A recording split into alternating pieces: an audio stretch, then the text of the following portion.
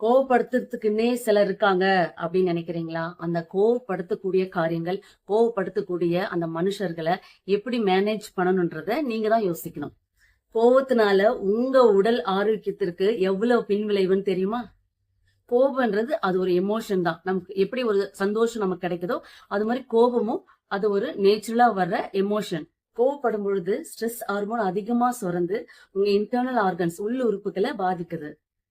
என்ன உங்களுக்கெல்லாம் கோவம் வராதா? என்ன பார்த்து கேட்பீங்க. நான்லாம் செம்மையா கோவப்படுவேன். அதுல இருந்து மீண்டு வரத்துக்கு பல நாட்கள் ஆச்சு. ஏன்னா அந்த கோவத்தினால என்னோட ஹெல்த் நிறைய அஃபெக்ட் ஆயிருக்குது. அதனாலதான் உங்களுக்கு நான் இதை ஷேர் பண்ணணும்னு நினைக்கிறேன்.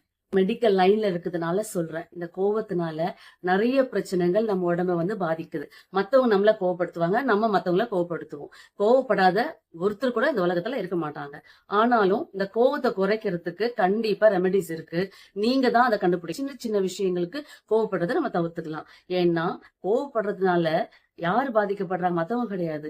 நீங்க தான், நான் தான் பாதிக்கப்பட போறேன். நான் பர்சனலா நான் எவ்வளவோ பாதிக்கப்பட்டிருக்கேன் அந்த கோவத்தினால. அதனாலதான் எனக்கு கோவம் வரும். அதை நான் அப்படியே மேனேஜ் பண்ணிட்டு நான் மூவ் ஆன் பண்ணிட்டு போயிட்டே இருப்பேன். ஏன்னா அதை எப்படி பாதிக்குதுன்றதை நான் ஃபீல் பண்ணுவேன். அதனால நான் கோவப்படுற வர சுச்சுவேஷன்ஸை வந்து என்னால் எனக்கு தெரியும். இப்போ ஐ எம் ஷுர்.